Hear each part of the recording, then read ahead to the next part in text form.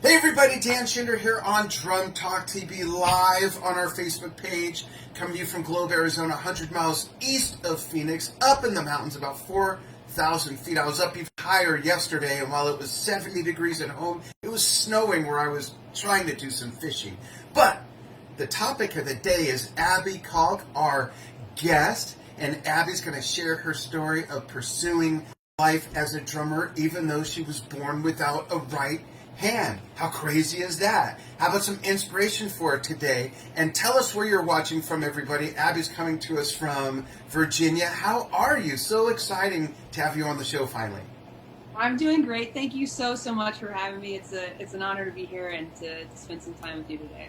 Awesome. Thank you so much. The honor's definitely ours. And we were just talking before the show started about how Gilbert, our chief scheduler, content creator, and associate producer when we do the lives, he found a video of you playing, and we ended up putting it on the page, and then we ended up getting connected, and here you are. So I just love when that sort of magic happens on the program. It's cool. Absolutely. So let's start with this. At what age were you when you decided, hey, I want to be a drummer? How old and what was the spark? What made you choose drums and not whatever, any other instrument? Yeah, absolutely. Well, I think I was about 10, and I would go with my dad to music stores. He's been playing guitar forever. Oh. And he's kind of a gearhead, I guess. He loves researching all things guitar and going testing out guitars and stuff. So anyway, he'd go to music stores almost like every weekend, pretty frequently, and I just wanted to tag along, just because had nothing to do. I was 10 years old, and hanging out at the house, So I would go with him, and there was just kind of an intangible pull to the drum room or the drum section every single time. Guitars were cool, but I was like, drums though, like, what is this beautiful thing I'm looking at, Yeah.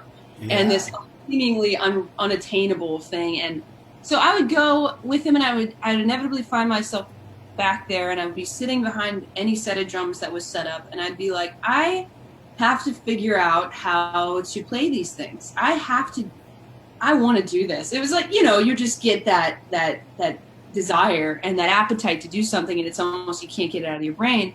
Yeah. But it wasn't until about 2 years later, I was almost 13, where I was like, all right, hey, I'm serious. I really want to play drums. Like, this is not going away. I can't put this out of my head. And so by the way, I have to say that I believe every single drummer watching can relate to what you just said. It's like, I got, even people who started on other instruments, perhaps, you get that bite from the drums, and it's like, I can't shake this. I can't get rid of it. You wake up in the middle of the night in cold sweats. I got to figure this out. I got to play. Yeah, absolutely. I'm sure that's everybody's felt that who's been drumming for a long time. You just kind of fall in love with it, and you don't go back. But yeah, that was definitely a passion that kind of came out of nowhere. But then there was an extra thing to figure out, an extra factor challenge, I guess, and that was literally how am I going to play these things? Not how am I going to learn them, like how am I going to actually physically play. And so my dad, basically, when I came to him and I said, Dad, I can't get drums out of my head. Can you give me lessons? Can you put me in lessons? He said something like, if you can figure out how to hold two sticks, if you can, and it works for you and you're comfortable and you like it, and you feel confident after you figure that out, then we'll put you in lessons. And it wasn't long after, rather, that I came to him and I said, I figured it out. And it's a very, very intricate process I figured out, and that was to take a roll of duct tape.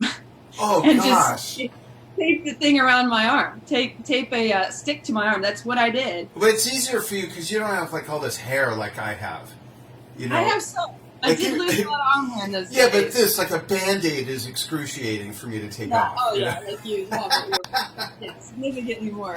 But yes, I remember the first few times I was like, oh, gosh, here we go again. After practicing or whatever, just rip it off. But yeah, so when I started with lessons at age 13, and Yeah, so that was like 17 years ago, amazingly. But my drum teacher was like, he saw me, my pair of sticks, my roll of duct tape, and he was like, "All right, let's go." And we just started, just hit the ground running, and Oh, started that's with great. practice pad first, and just the normal progression. Anybody who's taking lessons knows. I love that. Was it a he? Yes. I love that he immediately didn't treat you any differently, or it sounds like he didn't have any apprehension or anything like that, right?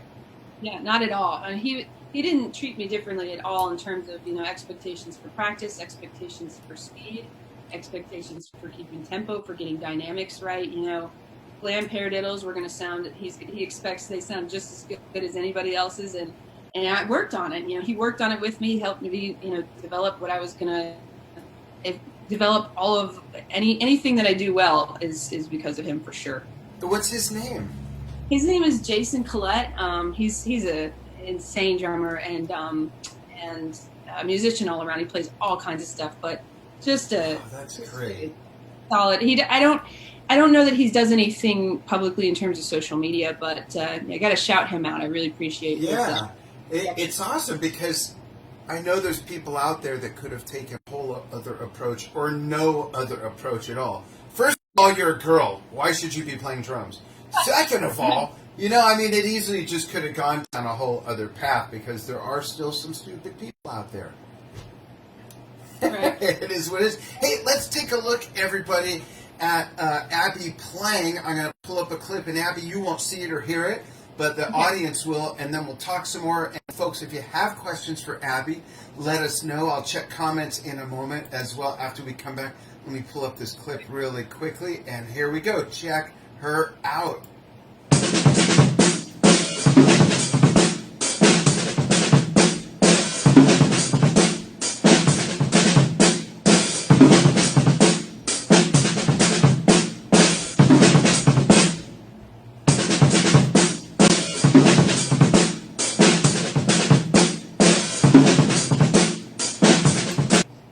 That's so cool. The clip that I played is the kind of black and white one, and you're doing that syncopated beat.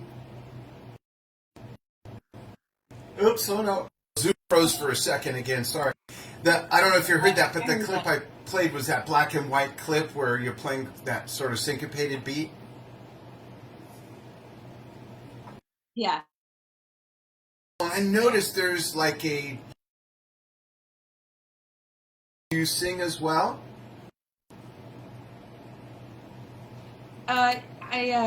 The mic. Okay, sorry, you broke up a little bit, but you're asking if I sing as well. Yeah, sorry. Yeah, a little bit. So that setup was at my old church where I used to do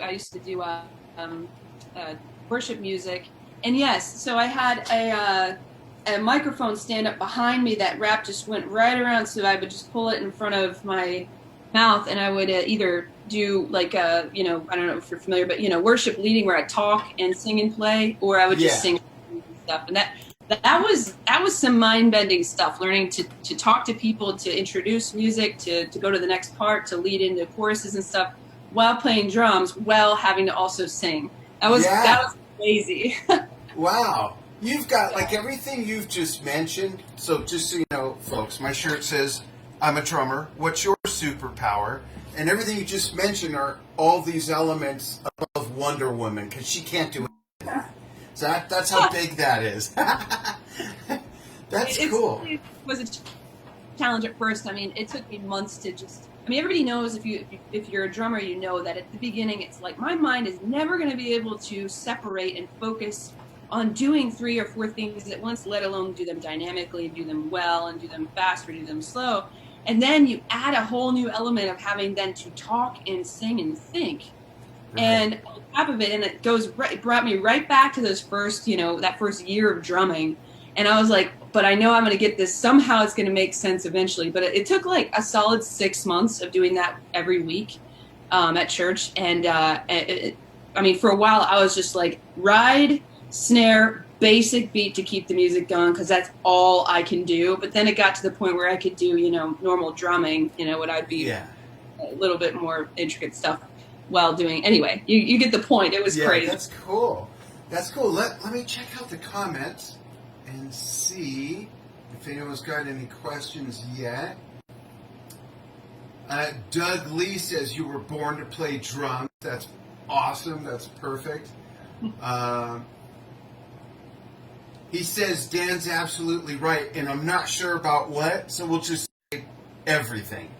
Oh, and yeah. Nobody tell my wife I said that, please. Correct. Yep. Victor, so inspirational. Abby, girl drummers rock. There's all kinds of really good comments. Let us know if you have questions, folks. And Abby, tell us who are some of your biggest influences, not just on like other music that inspires you and that you like to listen to and play to. Oh yeah, absolutely. So that the who are your biggest musical influences is always a hard question. And what's your favorite band? I never have been able to answer that, but I will say back in the day, before YouTube and before Instagram video and all that. You remember drummerworld.com? Sure. Do you remember a website called? Yeah. So they embedded a bunch of videos in there, and that's when I saw for the first time actual video, studio time video of Carter Beauford of Dave Matthews Band. Yeah. On doing like a studio session and recording a few of his songs. So he was, when I first started at around 12 or 13, he was definitely one that I like obsessively watched, and everything he did blew my mind. I was, especially the way he has his own style, I mean, really, truly unique, but also the way he plays and open-handed a lot. And he doesn't really follow necessarily rules. He just kind of, but it's just gorgeous. So Carter Beauford would be one for drumming. But lately it's actually been Annika Niles. So it was really fun to watch your interview with her a couple of weeks ago, and then to be, doing the same thing. It's really, really quite amazing and fun. Oh, that's awesome. Yeah, she's not only a really great drummer, but she's a great composer too, and plays music. She's really a very well-rounded package as a musician. Absolutely, she is. And I think one of the questions was what's the hardest genre, and she said honestly some of the most challenging is the music that I write. Yeah, that's right. I remember that. Right. Yeah, so absolutely. And once you watch her videos, you know why. But anyway, she's incredible. As far as like bands and genres of music, there is an album that a band called the Paper Kites came out with about 5 years ago, and it's called 12/4, and it's kind of, there's like, it's kind of, I think they're under the genre of alternative rock, or I could be wrong, but it's really hard to categorize music these days. Yeah. But a lot of subgenres. But so this album 12/4, it's kind of funky, it's kind of bluesy, but it's also rock and gorgeous atmospheric sounds as well. And the vocalist is amazing. The drumming is simple, but it absolutely complements and like undergirds the songs perfectly. So I would say I've spent most of my time on that album. Really. I'll have to check it out. Listen to it, but with it. Yeah, definitely. 12/4 by the Paper Kites. That's and then there are many. There's if you've heard of a band called The National. Yeah. Yeah. Very I think I kind of have always drawn inspiration from like being almost drumming that you almost forget about, like, but then you remember, oh, it was there, and that made that song really sing. Yeah. That's not. I mean, it depends on what genre it is. Like more intricate, more complicated stuff or technical stuff is really good at times. But I really have always like my main thing is to be really complimentary to the music. If it means not being at the forefront, that's what I want, because I feel like I want all of the elements of the band to come together and really perform well together. That's awesome. That's such a great approach and a team playing approach as a musician. So that's really good to hear. When you were growing up and started learning to play drums, being that you started playing like right around middle school age, did you play in band or orchestra or anything like that in school? I didn't. I didn't start playing with a group until I was probably a couple of years in, and that was just church actually. Ironically enough, as I have one hand and I was born with one hand, I started out in the church group playing hand drums. Oh, I played wow. these for a couple of years before I even touched the drum set in Wow. the stage. So that really kind of helped me get a foundation of what it is to be a part of a live band. But yeah, so I have been playing for church since I was like 15 years old. And in fact, I had only been in drum lessons for under 2 years, I think, when a British guy came into town to play at a conference, and he invited. I mean, this is one of the craziest things I've ever heard of. It just happens to be part of my story, but he invited me as a completely inexperienced drummer to go to England, where he's from, to play on a live album of his that he was going to be recording some months down the road. He invited my sister who plays cello to play, and me. So we both went together. So one of my very first on stage experiences as a pretty young person, I was like, I don't know why I'm here, like I don't know how to do this, but I mean I just went for it, and he had a lot of confidence and in my playing, and I was like, right. Well, it wasn't the drum set, I should have to mention. That was the congas. So it wasn't like all of the rhythmic pressures on me, of course, but it was but that like set the tone, because I was like, you know what, that was scary and that was crazy and that was fun. If I can, get past that at this age and this level of experience, which is very small, I can keep doing this. So, And you went to England to do that? Yeah. That's great. It was great. It was such an invaluable experience. I'm so thankful he did that. I mean, what nobody does that. It was great. Yeah, that's so interesting, and everybody should travel, and I think that everyone should travel young as well. So how old were you, about 15? I think I might have been 15. I think I was 14. I was 15 the first, and this was a very long time ago. I was 15 on the first tour I went on, and I was living in Los Angeles, and I went from LA to Long Island and back a different way, playing state fairs and county fairs and opening for like Styx and Hart and Blue Oyster Cult, Seals and Crofts. And I was 15. It was crazy. And the funny thing is, and this is sort of the lesson in this comment, is for us to always be open to all kinds of music. Because at the time, I was playing some pretty crazy stuff. I was playing Yes and Genesis and ELP and Led Zeppelin and Deep Purple. And my mother found this audition, and we went to watch them play. The drummer was going to be leaving, and they were looking for a drummer. And it was kind of a singing group with a rhythm section. And they're playing stuff like ABBA and Neil Diamond and Linda Ronstadt, and I'm playing, hardcore progressive rock, classic rock. I lean over to my mom and I said, I don't really want to play this kind of music. She grabbed me by the shirt and shook me and said, they're going to pay you to go on tour to play music. What's wrong with you? And what difference does it make what kind of music it is? And the light bulb went on, and I kind of repeated that in my head. I thought, what difference does it make what kind of music it is?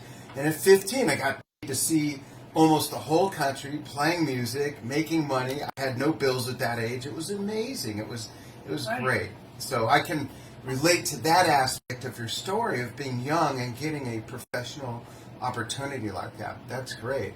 Absolutely. Yeah, I think if you can find a well-paying gig as a musician, run with it. Do it. Yeah, absolutely. And was that the moment or the experience that really made you fall in love with wanting to play with other people and be part of an ensemble or a band? It was certainly one of them. It was a big moment, and I think not only did I just personally really enjoy being up there and playing, but it was like every time I would see another drummer, whether I was just down in the crowd at a concert or at a conference or at a church service or whatever, and I saw a skilled drummer playing up there, and like this whole synergistic thing happening, I was just enchanted by it. And so then to do it myself, I was like, oh my goodness, this is a privilege, and I would be dumb to let it go. And it's opened up so many opportunities and relationships, friendships, and meeting people and traveling, like you said. And but yeah, that's I think church music is pretty much what kept me in that role pretty much throughout my growing up. I've been doing that I did it almost every week for years in a row, and wow. I play now for a church, for my church, and at least twice a month, which is really nice, and really skilled musicians there on that team. So it's really fun. It's challenging to play with them because they're so good, but it's really fun. And we do gospel and we do some contemporary Christian also. So it's like, it's new for me, you know. Gospel is way more intricate, and it's challenging, and I love it. That's awesome.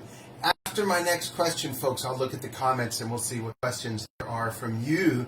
My next question for you, Abby, is we were emailing earlier that you have an album. I did not have time to listen to it, so just like the fans, tell us about the album that you've done so far and what the instrumentation is, the style of music, and then after the interview's over, drop a link in the comments so people can go check it out as well.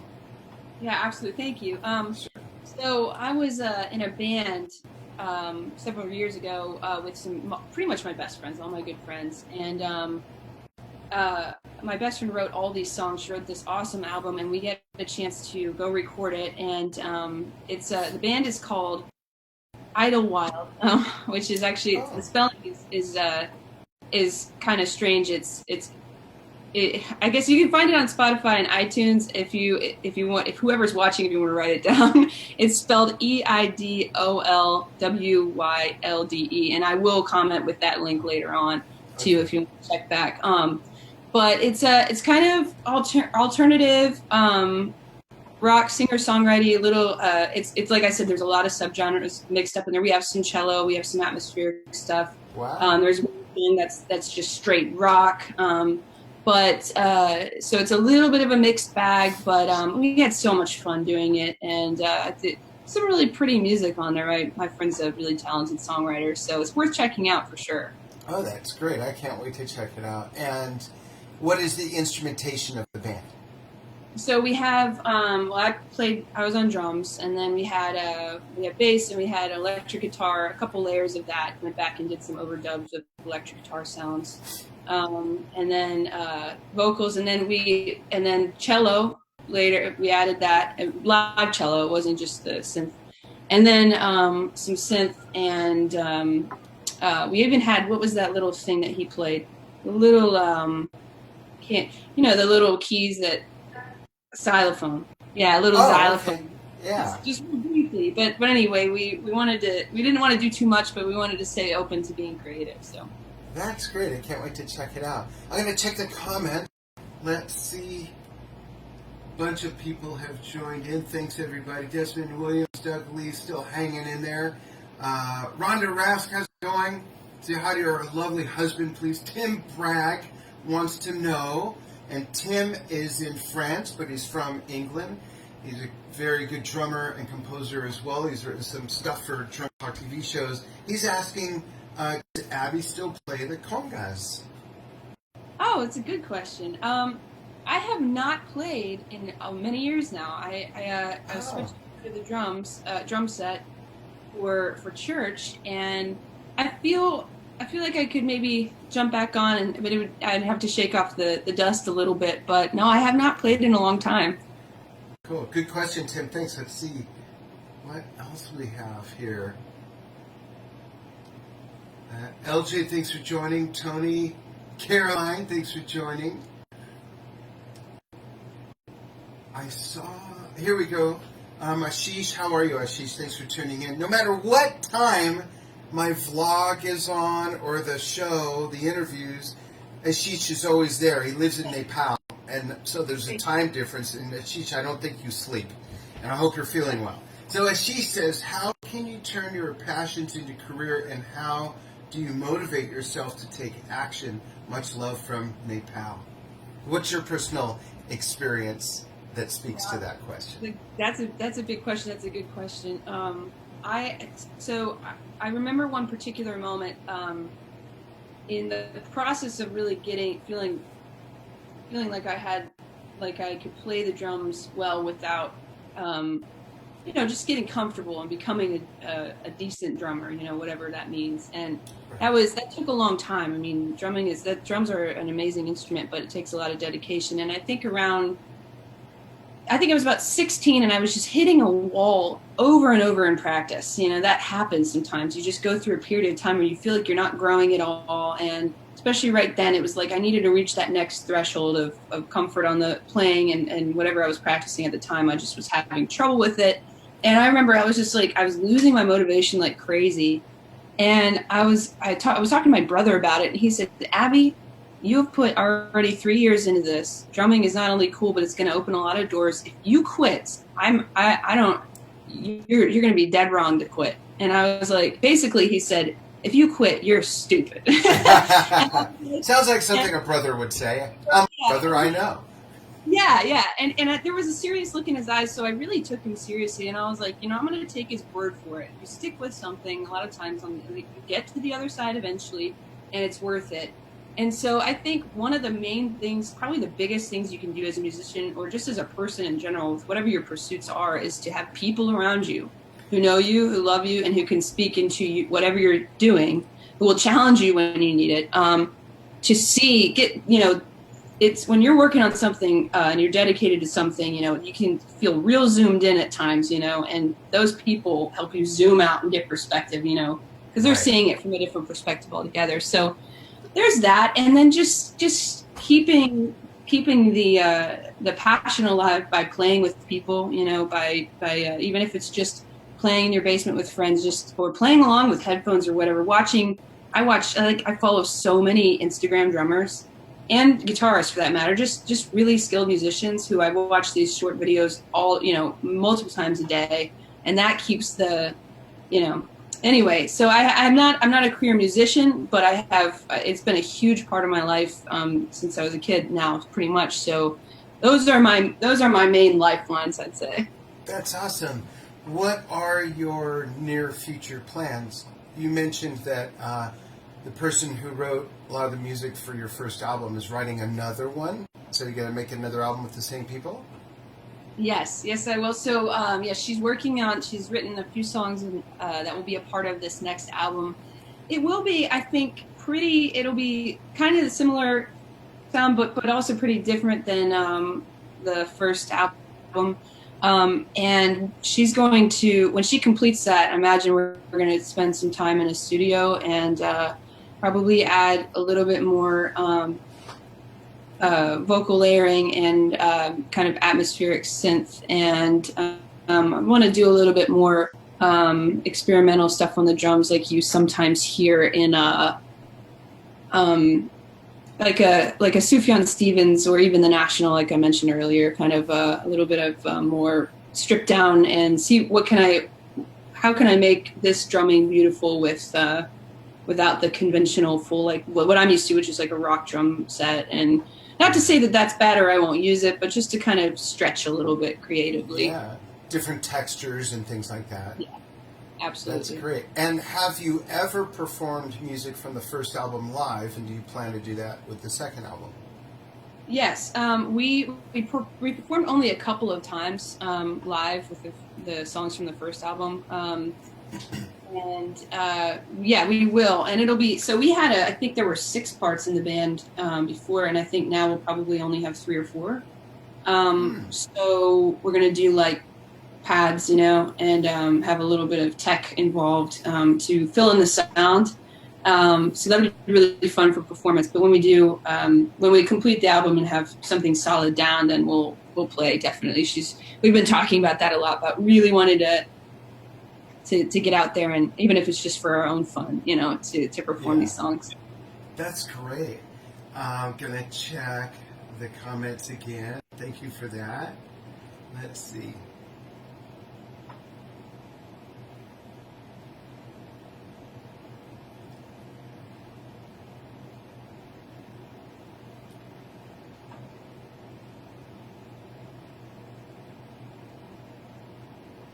So John Mulvin Jr. is asking, he says, I've been playing the drums for 40 years with mild cerebral palsy.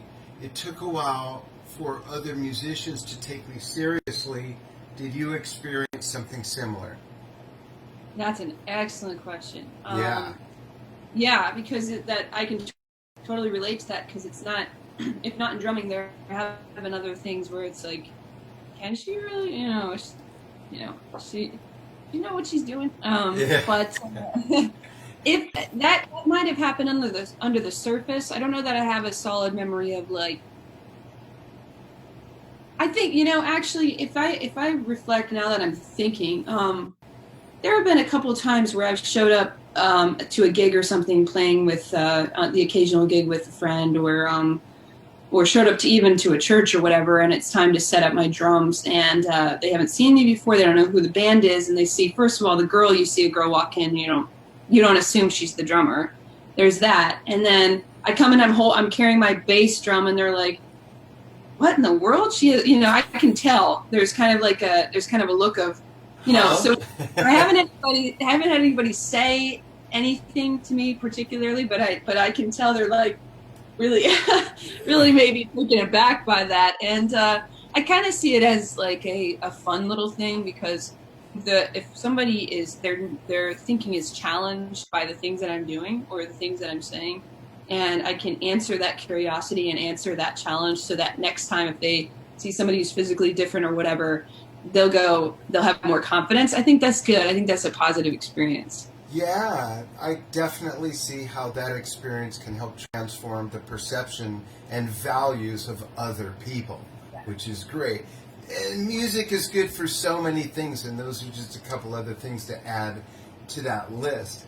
John Mulvin Jr., thank you so much for that question. That was a really good question. And send us videos of you playing, John, and that goes for everybody. In fact, Gilbert, if you'd like to drop in the link for people to submit, that'd be great. We're always looking for videos. We have 3 themes this year, by the way. We have, if you're watching this in May, if on the archive, we have Pocket Play, which is just like it sounds like. It's just, we don't just feature the fast and flashy stuff, but just solid pocket playing drumming. We have a Mother's Day special we're going to do, and the John Bonham 24 Hours of Bonzo tribute for May 31st. So check the Drum Talk TV Facebook page. If you go to the photos, you'll see the graphics that we've posted for those different things, or you'll see them in your feed. And Gilbert's going to drop in the main submissions link where you can submit anything, even outside of the themes, and that goes for every month. Let's see if there's other questions here. Okay, so Alex Lee. Hey, Alex, thanks for watching. Thanks for following what we do. Thanks for your question. It says, the other single-handed drummer that I'm familiar with is Rick Allen of Def Leppard. He's the founder of the Raven Project, about resiliency, mind, body, and drums. Anyway, Rick uses a lot of electronic triggers. Are you electronic curious? And he says, thank you, Dan and Abby. Thank you so much, Alex. Yes. Okay. I've gotten that question a lot through, I do a YouTube channel and stuff. And so I've gotten that question a lot. And it's so interesting because although Rick Allen I'm similar to him in that we're both missing a limb, he was already professional, on that level, and playing, touring and stuff, and established before his accident. And so he had to relearn how to play drums, essentially. Yeah. He had to reinvent himself, whereas you started as is from the beginning. Absolutely, yeah. He had to. It's one thing to relearn how to live your life with one arm. It's another to have to learn something like drums. That's a whole other level. And I think he's missing his entire arm. Yeah, from the shoulder. Yeah. Right. So he didn't have the opportunity to use a strap like I do, and get a motion out of his arm or his residual limb or whatever that I do. So I think maybe for the sake of, I think the only challenges I have in terms of how my the functionality of my drumming with my strap is just sometimes a little bit with speed on fills, just because I have to lean a little bit if I'm going to like the second tom, or if I'm going to do a crash and come back or something like that. Excuse me, patterns on the ride every so often. I really have to put extra time and practice into that because I don't quite have the control of the, where the stick is between the first finger and the thumb, and then you get that action with your wrist where you can really control that pattern. I do struggle with that. Other than that, pedals might be fun for experimenting, just for the sake of adding sounds or synth sounds with pads or on an iPad or whatever. But I think because of that difference in his missing his whole arm, and because I have so much of mine, I've never thought, I need some assistance with this. I've been kind of pretty solid where I am. That's a great answer and a great question, Alex. Thank you. Let's see here. Hey, Kevin Feeney, thanks for watching. Kevin from Creative Percussion. Check out their stuff at creativepercussion.net. A little plug there. Jimmy B, thanks for joining.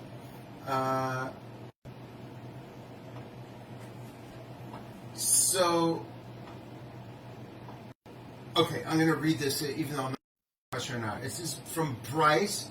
Christopher Hodge, thanks, Bryce. It says, man, I'm just catching this, and I can't say, but I would be remiss if I didn't chime in, as others have, and say I love her attitude. That would be you, Abby. I love her attitude about everything, and I follow her on everything now. She's extremely inspiring. That's great, and I agree 100%. And we'll talk about where people can follow you before we're done.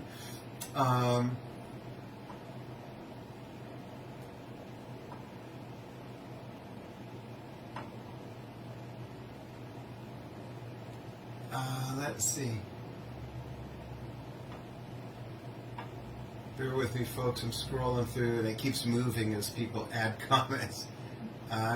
Glenn Eder, thanks, Glenn, for chiming in. He says, I totally admire your ability. He means you, not me.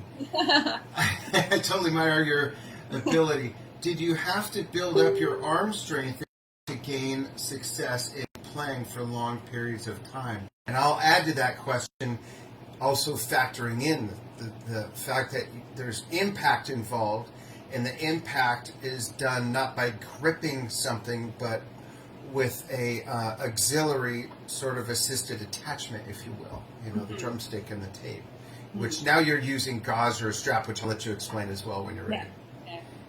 Yeah. Oh, that's a really good question. So when I first started, I had a little bit of soreness and muscle. I'm using like my wrist too, and any drummer experiences this. Your wrists, you have to build those up and keep those strong, so they're fast twitch, and they're ready to go with get the chops going. But yeah, there was a period of time where I was playing weekly. I was playing on a weekly song set that would go for 2 hours. So it was pretty intense music. So I would be playing for like 30 minutes at a time, and with this like maybe 5-minute break, and then another 30 minutes, and that went on for 2 hours.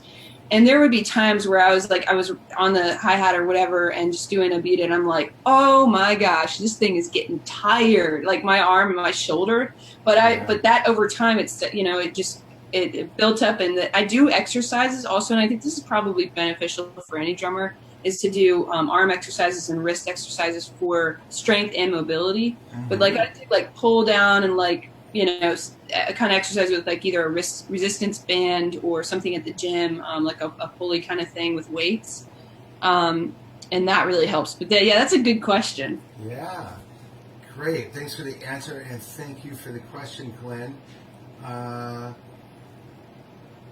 Biswajit Karmakar, I hope I'm pronouncing your name right, says, already seen your videos. Salute to the dedication and the guts you have, Abby. God bless you.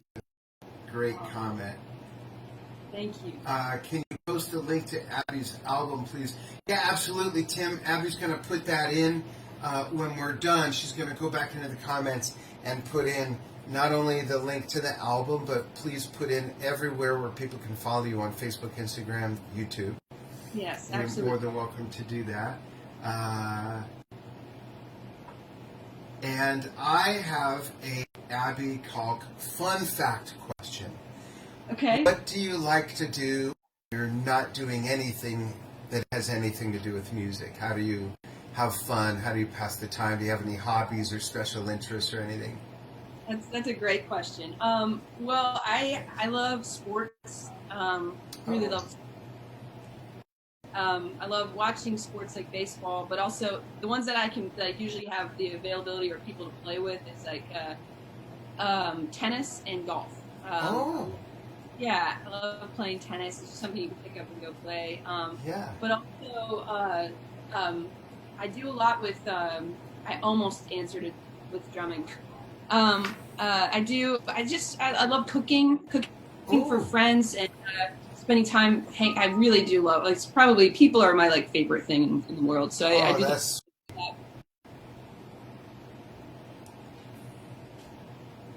But not now. I'm spending my time on video, making videos, making YouTube videos or TikTok videos, or so I do a lot of editing. Great. It's a little bit and enjoy that kind of stuff as well. And you mentioned cooking. I love to cook too. My wife and I both. I got into video because I had a cooking show on TV years and years ago, and that's how I got into video. Cooking to me is good therapy, or maybe that's the drink while I'm cooking. It's the cooking. It's the cooking. Yeah. What's your favorite thing to cook? Oh, that's a great. This is so simple, but I love steak. Like if I have to watch myself because you're not supposed to eat too much red meat, but I love cooking steak and making I've come up with this sauce. I concocted this sauce, and I can just, it's therapeutic. It really is. And so sitting in the kitchen and making, or like steak tacos, or really love to grill. Sounds so good. Yeah, all kinds of stuff. But if it's just for me, like if I'm just gonna cook something that I know I want to eat, it's a New York strip or something like that. That sounds great. I think I'm going to have steak tonight. And I want to give a shout out to someone else that joined us kind of late, Ingo Marte. Ingo is one of the most renowned current drum techs out there. He's toured with so many different people. So thanks, Ingo, for tuning in. Great to see you. Going to have to see you when you come near Phoenix. And Tim Weathersby is saying hi from Vegas. How you doing? And Kevin Feeney of Creative Percussion is saying, love your attitude. I would love to help in any way. Is there any, if there's any custom gear or anything? So look up Kevin on Facebook. Look up creativepercussion.net website, and Creative Percussion is the Facebook page. And he's like a mad scientist when it comes to really cool percussion products that help drummers add things that help create their own sound and some interesting things that you don't hear in every bit of music every day, which is great. So thanks for that. And yeah, we'd love to stay up to date with what you're doing. So number one, don't be shy about sending in more videos. Number two, please go to the interview after it archives when we're done. Drop in your contact information where people can follow you, and of course the link to the album, and keep us posted on the new album. I'd love to interview you maybe during the recording of that album if there's time, and we can maybe do it from your studio where you're recording, see the setup, see you getting sounds, anything like that would really be a lot of fun. You're more than welcome. That would be great. Awesome. Yeah, cool. Abby, thank you so much for taking time on the East Coast of America. I'm in the West Coast in near Phoenix, and I really appreciate sharing your inspirational story, and all the comments are true, speak volumes to just your heart, your dedication, and everything. It's been a very uplifting experience talking with you, so thank you very, very much. Thank you so much for having me. This has been really fun and such a special thing. Thank you. Oh, great. And thank you, everybody, for watching. And Abby, hang on the line after I say goodbye and just everybody check out Abby's content that she's going to put links to in just a little bit here. And if you're watching this on the archive, thanks for hanging in there and watching the whole episode. And feel free to ask questions. Abby will revisit this post over the next few days, so don't feel like you're totally left out because you didn't join in live with questions. Thank you very much, everybody, for following what we do, and we will see you again soon. If you're watching this in real time, tomorrow at I want to guess. 1 second. At 12:15 Pacific time, I have Ray Hearn from Haken here, my new favorite band. So join me for that. And if you're not familiar with the rabbit hole of interviews we've created over the last 6.5 years, go to the Drum Talk TV Facebook page, click on the videos album, and fall down that rabbit hole. And of course, you can check out drumtalktv.com as well for our documentaries, event coverage, and all the interviews. And be a part of what we do. Click on the link that Gilbert put in the comments. Submit your videos. We look forward to seeing them. So again, thank you, Abby. Hang on the line. We'll have a quick chat. And thanks, everybody, for watching.